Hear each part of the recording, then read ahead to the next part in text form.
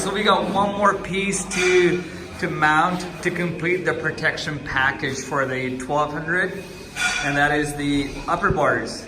It'll look like that when they're on. Yeah. Well, we're going to start from the top down, pretty much, because that's where you're going to start when you're installing them. So Outback Motortek has crafted a really cool bracket. You can see the spacers that you need are pre-welded into the bracket. And what's the corresponding bolt for here?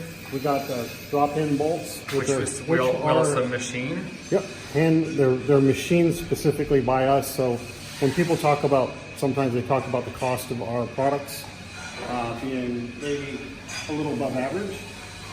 This is why, because we have to machine some of our stuff. It's not simple to make a simple bolt. So the bracket that's on the bike already is this bracket. I did that. Yep. So we're just gonna show you how it goes in.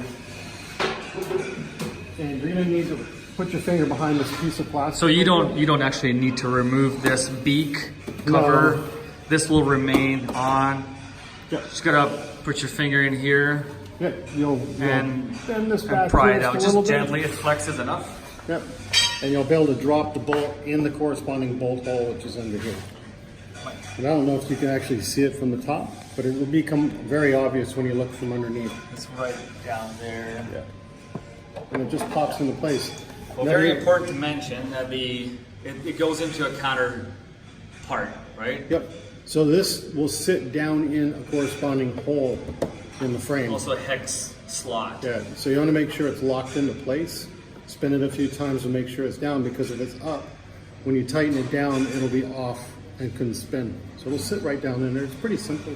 If you look underneath the beak, right up in here, that's what we're talking about up in that section. So that bolt sits right up in there. So once again, you don't need to remove any of this plastic beak cover. Yeah, I mean you can if you want to, but yeah, save yourself some time. Not worth it. It's actually right down there. So you drop it down, and then you move on. Yep. So mount up the bolts, tighten it. You don't need to have this loose for any reason. The other products that we have, you have to. You can leave this loose. It's not going to hurt. Yep. This one you don't need to tighten the nut yet, but no.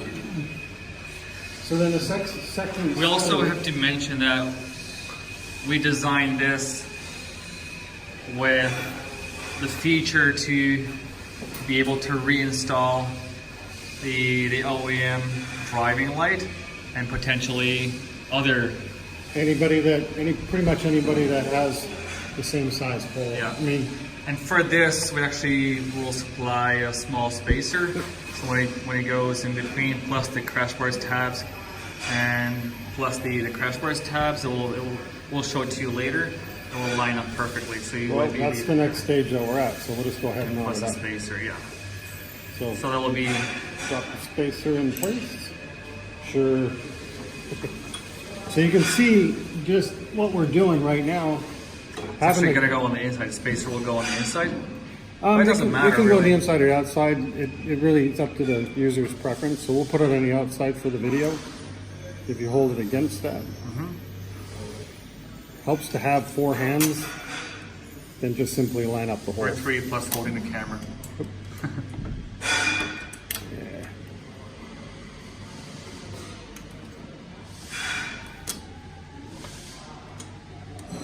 There we go. Gotta wiggle it in. And just refine the hole. Hang on, back it up a little. There we go.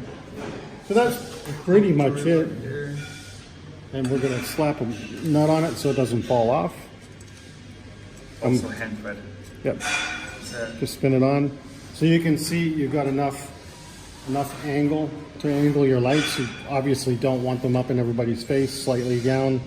Shoot it out. If you want to know how to aim your lights, put it up to a wall that's about 25 feet, or how many is 25 feet? That's about 9 meters. About 9 meters out, and the highest point on the edge of the light should be about a meter. No. It's about 3.5 feet, right? About 3.5 feet. So you can get that angle easily. The upper hole, it's is the bolt. is actually the strength bolt. Yeah, the 8mm diameter bolt. This isn't for strength. This is just to hang your lights on. So you can put one of these guys through. That's too long. 8mm. Correction. Slight correction. Yeah, 8mm. How about one that was fat? There you go. And that rolls in there. And an 8mm locking nut. Yeah. Which I didn't pull out. And so this is for the. This will be the strength side of the mount. And you can see you have about 4mm here in material and another 4mm on the bracket side. And once you start tightening the light, the nut and the bolt, it's going to suck it in. It's going to keep it nice and tight. That's all that's in start.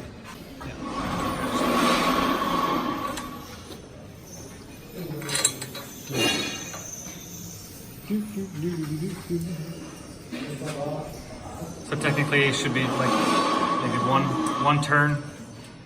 Yeah, about a turn. That's about it. Yeah. And then the other side. I prefer to do them from the top down on these. It looks better when it's finished. But if you want to do it from the top up, in other words, this bolt on the bottom and the nuts on top. And we can tighten it pretty much. Yep. What are we going to use? 8mm 8mm on top and down. 10 mil socket. Yep. And the ratchet. Yeah. Okay.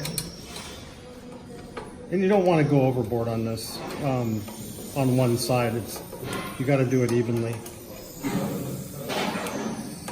So it starts to ratchet a little bit.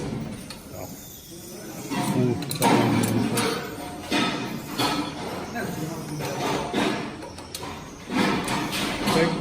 So that started just to grab a little bit. And it's gonna suck it in, right? Yep. And then on the other side, do the same thing. Line it up. Get ready to rock and roll. Make sure it's the same on the other side, which you've already done. Yeah. Yeah. Looking good.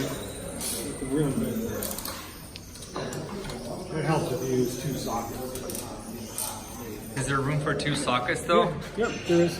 You can put 2 sockets on it. Good. Perfecto. And still gotta go ahead and tighten this. This will be a Torx 30, T30 here. Dude, I think I got the wrong one. Nope, that's 230, a T30, and it's in there. this is also T30 Torx up here. Yeah, so both Torx 30 and back here 13mm socket and a 10mm socket back there. All right, Mark, anything else? Any more advice before I shut this thing down? Yeah, ride more. Yeah, that's right.